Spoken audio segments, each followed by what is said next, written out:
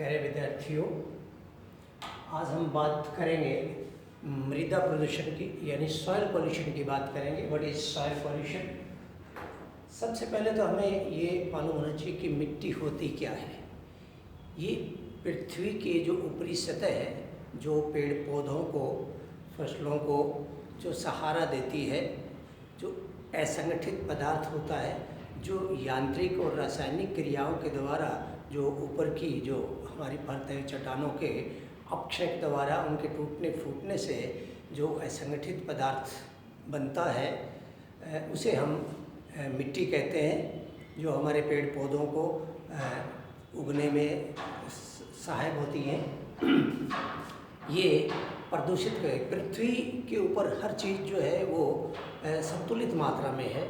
हर चीज़ को balanced way से प्रकृति ने बनाया है, लेकिन मनुष्य ने अपनी ज़रूरतें पूरी करने के लिए या अपने आवश्यकताओं को पूरा करने के लिए उसके साथ जो अंतःक्रिया की है और उससे इसका जो संतुलन बिगाड़ा है, जिससे वो संतुलन बिगड़ने से ये चीज़ प्रदूषित हुई है। तो सबसे पहले हम मृदा प्रदूषण की बात करें कि व्हाट इज़ सॉइल पॉल्यूशन। मिट्टी के कुछ जो भौतिक और कुछ रासायनिक गुण होते हैं, भौतिक और रासायनिक गुण। भौतिक और रासायनिक गुणों के अंदर जो अवांछनीय बदलाव मनुष्य करता है, जिससे उसकी गुणवत्ता, उसकी जो क्वालिटी है वो कमज़ोर हो जाती है, वो घट जाती है, जिसकी उत्पादन क्षमता कम हो जाती है, इसे हम मिट्टी का प्रदूषण कहते हैं। प्रकृति के समतोल संतुलन के बिगड़ने की दशा, यानी कि everything has been given in a balanced manner by the nature, but human activities has imbalance that matter. तो प्रकृति के समतोल संतुलन के बिगड़ने की दशा को हम प्रदूषण कहते हैं। ये कुल पृथ्वी की जो सतह है, जो है उसका 14.89 करोड़ वर्ग किलोमीटर जो क्षेत्र है, उसका केवल 30% एरिया जो है जो मानव के उपयोग के लिए, यानी कि मिट्टी का केवल कुल पृथ्वी के जो मिट्टी का जो मनुष्य उपयोग कर रहा है, that is only 30% part. The earth provides enough to satisfy every man's need but not anybody's greed. इस एक स्टेटमेंट के अंदर ये पूर्णतः स्पष्ट हो गया है कि पृथ्वी ने, द अर्थ प्रोवाइड्स इनफ, बहुत कुछ दे रखा है पृथ्वी ने, टू सेटिस्फाई एवरीमैन्स नीड, हर आदमी की ज़रूरत पूरी करने के लिए, हर जीव की ज़रूरत पूरी करने के लिए, लेकिन बट नॉट एनीबॉडीज ग्रीड, किसी का लालच पूरा करने के लिए। आगे लिखा है मैंने, देखिए, एनीथिंग अनवांटेड इज पॉल्यूशन। कोई भी अवांछनीय चीज़ जो हमारे जीवन स्तर को घटाती हो, हमारे स्टैंडर्ड ऑफ लिविंग को गिराती हो, ऐसी कोई भी अवांछनीय चीज़ जो होती है, दैट इज़ कॉल्ड पॉल्यूशन। कई बार घर में मेहमान आ जाता है जिसे हम नहीं चाहते, दैट इज़ आल्सो पॉल्यूशन। अब सॉइल पॉल्यूशन के कारण क्या है? क्योंकि मिट्टी बहुत ज़्यादा आवश्यक है मनुष्य के लिए, क्योंकि मनुष्य की ज़रूरतें जो है वो मिट्टी से ही पूरी होती है, चाहे उसे घर बनाना हो, चाहे उसे भोजन करना हो, चाहे उसे तन ढकना हो, तो भी पेड़ पौधों से ही या सहारा लेगा मनुष्य। तो सबसे अहम जो चीज़ है वो सॉइल, जो मनुष्य के लिए सबसे उपयोगी है। मृदा प्रदूषण के कारण क्या है? What are the causes? सबसे पहले हम कारणों को तलाशें। बड़ी सिंपल सी बात है, इट इज़ मैन। मनुष्य जो होता है, that is the centre of all activities. मनुष्य की वजह से ही ये सारी समस्याएं पैदा होती है, मनुष्य के द्वारा ही होती है, और मनुष्य ही इनका समाधान ढूंढता है। तो what are the main causes? सबसे बड़ा जो कारण है वो है बढ़ती जनसंख्या। मिट्टी जो हमारी धरती है वो, उसका क्षेत्रफल जो है सीमित है, लेकिन जनसंख्या इतनी बढ़ रही है कि उसका भरण पोषण करना उस मिट्टी के लिए, उस क्षेत्र के लिए उतना संभव नहीं हो पा रहा, जिसकी वजह से हमारे जो मिट्टी के संसाधन हैं उनके ऊपर दबाव बढ़ रहा है दिनों दिन, तो उसका दुरुपयोग बढ़ रहा है। उसका सदुपयोग की बजाय उसका दुरुपयोग बढ़ रहा है। दुरुपयोग से क्या होता है कि बढ़ती जनसंख्या की ज़रूरत पूरी करने के लिए उस मिट्टी को बिल्कुल भी आराम नहीं दिया जाता, उसका लगातार उपयोग किया जा रहा है, जो एक मृदा प्रदूषण का सबसे बड़ा कारण है। बढ़ती जनसंख्या, बढ़ता नगरीकरण। अब दिनों दिन नगरीकरण इतना बढ़ रहा है, लोग गाँव से शहरों की ओर आ रहे हैं रोज़गार की तलाश में, अन्य सुख सुविधाओं की तलाश में। नहरों जो नगर हैं, नगरों के अंदर इतना दबाव बढ़ रहा है जिससे वहाँ की जनसंख्या है, वहाँ घरों की ज़रूरतों की है वो कमी पड़ रही है, वहाँ रहने की जगह की कमी पड़ रही है, अन्य जो सुख सुविधाएं हैं उनकी कमी हो रही है। और शहरों में होने वाली जो गतिविधियाँ हैं, जो शहरों से निकलने वाला अपशिष्ट है, वो कई हज़ारों टन कचरा, बड़े बड़े मेट्रो सिटीज़ जो है, दिल्ली जैसे है, मुंबई जैसे है, कलकत्ता है, कानपुर है, लखनऊ है, बेंगलोर वगैरह, इन शहरों से जो नगरों से निकलने वाला अपशिष्ट जो है वो भी आसपास के जो क्षेत्र है, आसपास की जो भूमि है उसके अंदर खुले में डाला जाता है और वो इतना ज़्यादा प्रदूषित कर रहा है मिट्टी को। तो नगरीकरण, जो बढ़ती नगरीकरण है, वो भी एक मिट्टी प्रदूषण का बहुत बड़ा कारण है। हरित क्रांति, जिसको कहने में तो हम हरित क्रांति कहा गया, बड़ा अच्छा नाम दिया गया, ग्रीन रेवोल्यूशन। ज़रूरत भी थी, समय की ज़रूरत के अनुसार ज़रूरत भी थी उसकी, क्योंकि बढ़ती जनसंख्या की उदर पूर्ति के लिए अनाज पैदा करना बहुत ज़रूरी था। उसका पेट भरने के लिए अनाज पैदा करना बहुत ज़रूरी था। तो ऐसे ऐसे वैराइटीज़, ऐसी ऐसी फसलों की किस्में पैदा की गई जिनकी उत्पादन क्षमता बहुत ज़्यादा थी, ताकि उसको बढ़ावा देने के लिए उच्च गुणवत्ता वाले बीज, उसके अंदर उर्वरक जो थे, कृत्रिम उर्वरक, उनका उपयोग किया गया, यानी कि उनको इंजेक्ट किया गया ताकि वो जल्दी से जल्दी उत्पादन दें। असल में वो हरित क्रांति ना होकर बल्कि ये मिट्टी को प्रदूषित करने वाली क्रांति पैदा हुई, क्योंकि हमने बहुत सारे खरपतवार यूज़ किए गए, बहुत सारे कीटनाशकों का हमने उपयोग किया, बहुत सारी कृत्रिम जो खाद है उसका उपयोग करने लग गए, जिससे उत्पादन तो बढ़ा लेकिन एक सीमा तक। लेकिन उसके बाद उसने मिट्टी को एक क्षमता के बाद अधिक उत्पादन देना बंद कर दिया और वो एक बहुत बड़ा प्रदूषण का कारण बनी है। मिट्टी का प्रदूषण का कारण हरित क्रांति। स्थानांतरित कृषि, मनुष्य वनों को काट काट के जगह को, वनों की जो जगह है जहाँ पर कहते हैं किसी क्षेत्र का जो है 1/3 एरिया, जो 33% एरिया जो है that should be under forest cover to make the balance of ecological balance. जो पारिस्थितिक संतुलन है उसके लिए कम से कम 33% एरिया जो है किसी भी क्षेत्र का जो वनों के अधीन होना चाहिए। लेकिन जो झूमिंग कल्टीवेशन है, जो स्थानांतरित कृषि है, जो भूमध्य रेखीय क्षेत्रों में बहुत ज़्यादा पूरे विश्व में की जाती है, हमारे देश में उत्तरी पूर्वी राज्य जो है असम और उसके आसपास के जो क्षेत्र है, या मध्य प्रदेश, छत्तीसगढ़, झारखंड का जो क्षेत्र है, यहाँ पर बहुत ज़्यादा ये झूमिंग कल्टीवेशन या स्थानांतरित कृषि की जाती है, जिसमें वनों को काट कर और वहाँ की जो भूमि है, जो पेड़ पौधे हैं, उनको जलाकर उसका उपयोग करते हैं। तो इससे बहुत ज़्यादा प्रदूषण फैलता है और मिट्टी की उर्वरक जो 3-4 साल वहाँ पर फसलें उगाते हैं और फिर दूसरी जगह स्थानांतरित हो जाते हैं, और उसे ऐश और बर्न भी कहते हैं हम, यानी कि जला दिया और कुछ समय वहाँ काम किया और उसके बाद उसको खाली छोड़ के चले गए। तो इस तरह से लगातार जो मिट्टी का प्रदूषण जो है वो स्थानांतरित कृषि से भी हो रहा है। अधिक पशुचारण, क्योंकि पशु भी मनुष्य का बहुत बड़ा सहायक है, तो उसको भी मनुष्य अपने साथ रखता है खेतीबाड़ी के साथ। तो पशुओं को चराने का जो काम है, बढ़ती जनसंख्या या ज़रूरत पूरी करने के लिए इनका ज़्यादा उपयोग करता है। तो अधिक पशुचारण से भी घास भूमियाँ हैं वो ख़त्म होती जा रही हैं, वनों के जो है वो काट काट के उनको पशुओं के लिए उपयोग में लाए जा रहे हैं। इससे भी बहुत ज़्यादा मिट्टी का जो है वो प्रदूषण बढ़ रहा है। मृदा अपरदन, मिट्टी का कटाव, जो कई बार एक्सट्रीमिटीज़ जो आती है, कई बार बहुत ज़्यादा बारिश होती है, बहुत ज़्यादा प्राकृतिक आपदाएँ आ जाती है, जिससे मिट्टी का कटाव होता है, और मिट्टी के कटाव की वजह से एक तरह से जो उपजाऊ मिट्टी है वो बहकर चली जाती है और वो जो क्षेत्र है अनुपजाऊ हो जाता है, बंजर हो जाता है। तो वो भी एक मृदा प्रदूषण का एक कारण है। औद्योगिकरण से जो ठोस कचरा निकलता है, उद्योगों से निकलने वाला जो ठोस कचरा है वो भी बहुत ज़्यादा मिट्टी को प्रदूषित करता है। उद्योगों के आसपास खुले में छोड़ दिया जाता है, उनसे निकलने वाला जो जल है, जो रसायन है, अपशिष्ट हैं, वो आसपास की भूमि में छोड़ दिया जाता है, जिससे भूमि पूर्णतः से खराब हो जाती है, ख़त्म हो जाती है, वहाँ घास फूस उगना बंद हो जाता है, ऐसी स्थिति बन जाती है।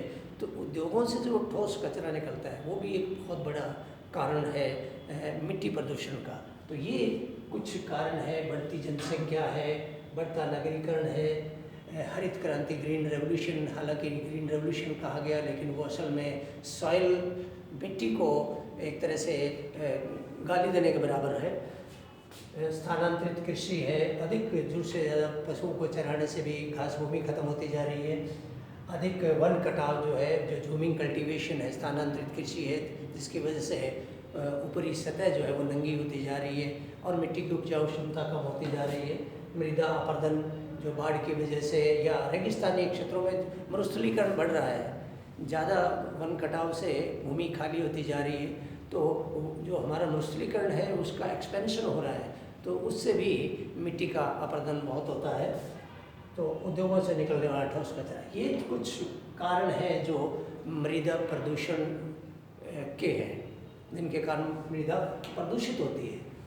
अब मृदा जो मिट्टी खराब होती है, प्रदूषित होती है, उससे लाइफ के ऊपर कैसे डिग्रेड होता है, कौन कौन से रोग फैलते हैं या कौन कौन सी बीमारियां लगती है मनुष्य को या जीवों को, जिसकी वजह से ये मृदा प्रदूषण जो है वो हानिकारक होता जा रहा है। मानव व जीवों पर कैसे प्रभाव पड़ता है? सबसे पहला रोग, बहुत सारे रोग जो है वो मिट्टी, वाया मिट्टी, क्योंकि मिट्टी से ही हमें अनाज मिलता है, रोटी मिलती है, फल सब्जियां मिलती है, पेड़ पौधों से प्राप्त करते हैं। तो ये वाया जो है थ्रू प्लांट्स जो है वो जीवों के अंदर प्रवेश करती है, तो इससे बहुत सारे उसका डायरेक्ट जो हम उपयोग करते हैं मिट्टी का भी, घरों के अंदर ने चीज़ों में भी, तो उसमें भी, बर्तन वगैरह में भी, तो उसमें भी बहुत ज़्यादा जो खुले में मिट्टी के ऊपर जो अपशिष्ट छोड़ दिए जाते हैं उद्योगों के द्वारा, शहरों से निकलने वाला जो कचरा है, उससे बहुत सारे जो कीट पतंगे हैं, मक्खियाँ हैं, मच्छर हैं, इस तरह के बहुत सारे जीव फैलते हैं। बहुत सारी गंदगी जो होती है वो इन जीवों को पनपाती है, जिससे हैज़ा फैलता है, दस्त लग जाता है, यानी उल्टियाँ वगैरह लग जाती है। मलेरिया एक बहुत बड़ा बीमारी है दुनिया के अंदर, यानी सबसे ज़्यादा अगर मौतें अगर हम माने तो किसी जीव के काटने से, इनसे होती है, तो वो सबसे ज़्यादा है वो मच्छर। तो शहरों से निकलने वाली, उद्योगों से निकलने वाला जो कचरा है, गाँवों से निकलने वाला जो अपशिष्ट पदार्थ है जो खुले में पड़ा होता है और जो इस तरह की मिट्टी को भी प्रदूषित करता है, वो उसका सबसे बड़ा जो रोग फैलता है वो है मलेरिया। कैंसर का जो रोग है वो वाया आता है। जो मिट्टी को हम प्रदूषित कर रहे हैं, जो कीटनाशक उसमें डाल रहे हैं, जो पेस्टिसाइड हम जो डाल रहे हैं, जो जर्मिसाइड्स उसमें हम डाल रहे हैं, जो कृत्रिम यूरिया हम जो उसके अंदर ऐड कर रहे हैं, अधिक से अधिक उत्पादन लेने के लिए जो हम जहर उसके अंदर घोल रहे हैं, पानी के अंदर भी हम घोल देते हैं, जो पानी में सिंचाई के साथ भी पेड़ पौधों के अंदर जो लगता है, या फसलों के ऊपर जो हम कीटनाशकों का जो छिड़काव करते हैं, वो वाया एयर भी मिट्टी के अंदर मिक्सअप होता है, जिससे बहुत ज़्यादा जो रोग है, विशेष तौर पर कैंसर का रोग, ये जो बठिंडा का मालवा जो क्षेत्र है, यानी अब तो सिरसा जो है इसके आसपास का क्षेत्र है, वो भी इससे बहुत ज़्यादा मतलब छूता नहीं रहा है, उसका भी असर जो है वो दिखाई देने लगे हैं। तो ये इस प्रकार के ये रोग जो है मनुष्य में ये मिट्टी प्रदूषण से फैलते हैं। हैज़ा है, दस्त है, मलेरिया है, कैंसर है, जो अनेकों कीट जो इस गंदगी के ऊपर पनपते हैं। वनस्पति का अधूरा विकास, यानी कि मिट्टी की उपजाऊ शक्ति कम हो जाती है। जब मिट्टी की उपजाऊ क्षमता कम हो जाती है, उसके अंदर हम जो कीटनाशक वगैरह है, जो हम संतुलन प्रकृति ने दिया है, उसको हम बिगाड़ देते हैं, हम उसमें एडिशनल अवांछनीय चीज़ें डाल देते हैं, तो जिससे उगने वाली जो वनस्पति है वो भी कई रोगों की शिकार हो जाती है। इन दिनों हम देखते हैं बहुत सारे जो पेड़ पौधे हैं वो धीरे धीरे अपने आप ही सूख जाते हैं, उनके जड़ों में इस तरह के फंगस वगैरह इस तरह के रोग लगते हैं कि बहुत सी प्रजातियां पेड़ पौधों की ख़त्म होती जा रही है। तो इस तरह से जो वनस्पति का भी पूर्ण तरह से विकास नहीं हो पाता। पेड़ पौधों व फलों सब्जियों से जीवों का मनुष्य में रोग, यानी कि इनके थ्रू, क्योंकि हमें फल या सब्जियां या जो अनाज है वो सारा इन्हीं पेड़ पौधों से ही मिलता है जो मिट्टी में उगती है।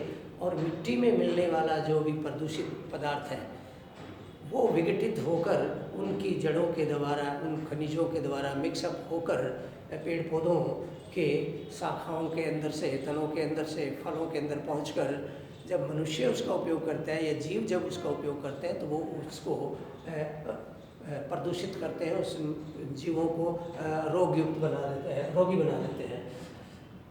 उत्पादन क्षमता में गिरावट, जब मिट्टी प्रदूषित होगी तो स्वाभाविक है कि उसकी उत्पादन क्षमता भी कम हो जाएगी। तो ये भी एक बड़ा हमारा प्रभाव है मिट्टी के प्रदूषण का। भूमि का बंजर व मरुस्थलीकरण होना, दिनों दिन जो भूमि है वो अनुपजाऊ होती जा रही है, वनों का कटाव ज़्यादा होता जा रहा है, मरुस्थलीकरण बढ़ रहा है, जिसमें मिट्टी के अंदर नमी की कमी आ रही है, उसके अंदर खारापन, जो जल क्रांति आ रही है, कई जगह वाटर लॉगिंग की कंडीशंस भी आ जाती है जहाँ पर इंटेंसिव इरिगेशन है, ज़्यादा इरिगेशन की जाती है, तो धीरे धीरे जो खनिज वगैरह है वो ऊपरी सतह पर आ जाते हैं और ऊपर की भूमि जो कलर हो जाती है और उसके पोर्स जो है, जो सांस लेने वाले जो छिद्र हैं वो रुक जाते हैं, जिससे मिट्टी की जो जल क्रांति से खारापन हो जाता है और वो भूमि बिल्कुल बंजर हो जाती है। तो ये कुछ प्रभाव हैं जो जीवों पर और पेड़ पौधों पर पड़ते हैं, यानी बहुत सारे रोगों को जन्म देती है मिट्टी प्रदूषण, जो पेड़ पौधों को, जीव जंतुओं को और विशेषकर मनुष्य को बहुत सारे रोगों की ओर धकेलती है। अब हम बात करें कि ये जो मिट्टी के प्रदूषण के जो कारण हैं, जिनके जो असर है, इनको कम कैसे किया जाए। तो इसकी रेमेडी, इसके रोकने के उपाय, सबसे पहला काम, ठोस पदार्थ जितने भी प्रदूषक हैं, चाहे वो नगर से निकलते हों, चाहे वो उद्योग से निकलते हों, जो वाहनों से निकलते हों, चाहे वो कृषि कार्य से निकलते हैं, कोई भी ह्यूमन एक्टिविटीज़ जो यानी कि प्राकृतिक जो संतुलन है उसको बिगाड़ने में, उसमें जो अवांछनीय चीज़ इंजेक्ट की जाती है, पर्यावरण में डाली जाती है, तो उसको, प्रदूषकों को सही प्रबंधन किया जाए। जो अपशिष्ट निकलते हैं उनको उनका ठीक प्रबंधन किया जाए, उनको ठीक से मैनेज किया जाए ताकि वो खुले में ना रहें और मिट्टी के अंदर मिक्सअप ना हो और उनका सही उपयोग करें। सबसे बड़ी बात है ऑर्गेनिक खेती को बढ़ावा देना चाहिए। मिट्टी प्रदूषण को रोकने का, जिसकी हरित क्रांति की हमने बात की, कीटनाशकों का या खरपतवार नाशकों का जो हमने ज़्यादा से ज़्यादा उपयोग करना शुरू कर दिया है, जिन्होंने निस्संदेह इस खेतीबाड़ी को बूस्ट किया, लेकिन कुछ फसलों तक ही सीमित रहा, लेकिन वो उसकी भी एक सीमा है, उसके बाद ये आगे बढ़ोतरी नहीं हो पा रही। तो ये असल में अब एक प्रदूषण का बहुत बड़ा कारण बन गई है, तो और बहुत से रोगों को पैदा कर रही है। इसके लिए सबसे बढ़िया तरीका यही है कि हमें वो पुराने तौर तरीके अपनाने चाहिए जो प्राचीन काल के अंदर हम पशुओं का जो गोबर वगैरह था उससे जो कंपोस्ट खाद बनाते थे, या जो पेड़ पौधों के जो अवशेष हैं, जो जिनको ह्यूमस हम कहते हैं, इनकी मात्रा जितनी ज़्यादा मिट्टी के अंदर होगी उतनी ही मिट्टी की उपजाऊ शक्ति बढ़ेगी। तो हमें ऑर्गेनिक खेती जो है, जैविक खेती की ओर सबसे ज़्यादा बढ़ावा देना चाहिए ताकि मिट्टी कम से कम हमारी प्रदूषित हो। ये बढ़ते नगरीकरण को रोकने के लिए भी सरकार को पूरा कोशिश करनी चाहिए ताकि जो ग्रामीण क्षेत्र है या जो छोटे शहर हैं उनके अंदर भी जो रोज़गार के साधन हैं, जो सुख सुविधाएँ हैं, वहाँ भी प्रदान की जाए ताकि लोगों का जो गाँव से या छोटे शहरों से बड़े शहरों की जो पलायन है वो रुक सके और नगरों के ऊपर जो दबाव बढ़ रहा है वो दबाव कम हो पाए और जो शहरों से निकलने वाला जो अपशिष्ट है वो कम निकले और आसपास की भूमि जो है वो कम से कम प्रदूषित हो। कीटनाशकों व खरपतवारों के नाशकों का सीमित उपयोग। अब समय आ गया है कि हमें पुराने जो खेती के तौर तरीके हैं उनकी ओर हमें आखिरकार जाना ही पड़ेगा, क्योंकि हम जितने ज़्यादा कीटनाशकों खरपतवारों का उपयोग करते जा रहे हैं हम असल में मिट्टी को दूषित ही करते जा रहे हैं। in real sense we are abusing our soil. This green revolution is abuse of our soil in real sense. झूमिंग खेती पर रोक, जो वनों का जो काट काट के जो खेती की जा रही है, प्रैक्टिस जो है स्थायी जो कृषि का जो तरीका है वो अपनाना चाहिए और इसको कम से कम या इनको डिस्करेज करना चाहिए। उन लोगों को अन्य जो रोज़गार के साधन हैं उनकी तरफ उनका रुझान करना चाहिए और स्थायी जो खेती बाड़ी है उसकी तरफ उनका रुझान होना चाहिए। झूमिंग कल्टीवेशन जो है स्थानांतरित खेती, उसके ऊपर रोक लगनी चाहिए, जो मृदा अपरदन का भी बहुत बड़ा कारण बनती है और मृदा प्रदूषण का भी कारण बनती है। शहरी अपशिष्टों का खुले निस्तारण पर रोक होना चाहिए। बहुत सारी सरकार को भी प्रयास करना चाहिए, वहाँ के जो लोकल एडमिनिस्ट्रेशन है उसको भी प्रयास करना चाहिए और बल्कि सबसे बड़ा तो स्वयं से ही शुरू करना चाहिए कि आप स्वयं जो बायोडिग्रेडेबल जो मटेरियल है उसे एक तरफ रखें और जो बायोडिग्रेडेबल मटेरियल नहीं है उसे एक तरफ रखें और उनको अलग अलग से निस्तारण करें। उद्योग अपशिष्टों पर रोक, कृषि में सस्यावर्धन यानी कि क्रॉप रोटेशन जो प्रक्रिया है, मिट्टी की उपजाऊ शक्ति जो है वो धीरे धीरे कम होती जा रही है, उसको बढ़ाने का एक ये भी तरीका है कि कृषि के अंदर क्रॉप रोटेशन की जाए, यानी कि हमें निरंतर एक ही फसल के बाद दूसरी फसल फिर उसके बाद तीसरी फसल लगातार नहीं भेजनी चाहिए। कुछ समय के लिए भूमि को खाली छोड़ना चाहिए, उसे परती भी छोड़ना चाहिए ताकि उसकी जो उपजाऊ शक्ति बढ़ सके, या एक फसल के बाद दूसरी फसल बोए या अगली बार जो है वो बदल कर फसल बोएं ताकि एक जो फसल भूमि की उपजाऊ शक्ति को जो कमज़ोर करती है तो ऐसी फसल बोएं जो उस भूमि को रिटर्न करती हो, उसको कुछ वापसी देती हो। तो इस तरह से में कृषि के अंदर सस्यावर्तन अपनाकर भी हम सॉइल पॉल्यूशन को कम कर सकते हैं। सबसे बड़ा जो रामबाण है प्रदूषण का, किसी भी प्रकार का प्रदूषण हो, चाहे वाटर पॉल्यूशन हो, चाहे एयर पॉल्यूशन हो, चाहे नॉइस पॉल्यूशन हो, चाहे रेडियो एक्टिव पॉल्यूशन हो, चाहे सॉइल पॉल्यूशन हो, एनी टाइप ऑफ पॉल्यूशन, इसका जो सबसे बड़ा रामबाण यानी इसकी रेमेडी जो है वो पेड़ है। वृक्षारोपण, अधिक से अधिक वृक्षारोपण हमें करना चाहिए। जो बंजर भूमि है, खाली भूमि है, जो सामाजिक भूमि है, जो परती भूमि पड़ी है, जो किसी भी अन्य किसी उपयोग में नहीं आ रही, उसके ऊपर ज़्यादा से ज़्यादा हमें पेड़ लगाए। जैसे मैंने पहले ही बताया कि किसी भी क्षेत्र का जो इकोलॉजिकल जो बैलेंस होता है यानी पारिस्थितिक जो संतुलन होता है, उसका मतलब है कि उस क्षेत्र की जो 1/3 है यानी कि 33% एरिया जो है that should be under forest cover. अगर वो ग्रीनरी के अधीन है तो वहाँ प्रदूषण जो है वो बहुत कम मात्रा में मिलेगा, क्योंकि एक वृक्ष ही सबसे बड़ा हमारा सहारा है जो मनुष्य को इस प्रदूषण से बचा सकता है। तो जिसे हम कहें कि असली रेमेडी जो है दैट इज़ प्लांटेशन। ज़्यादा से ज़्यादा में वनों को लगाना चाहिए। That's about your soil pollution. धन्यवाद।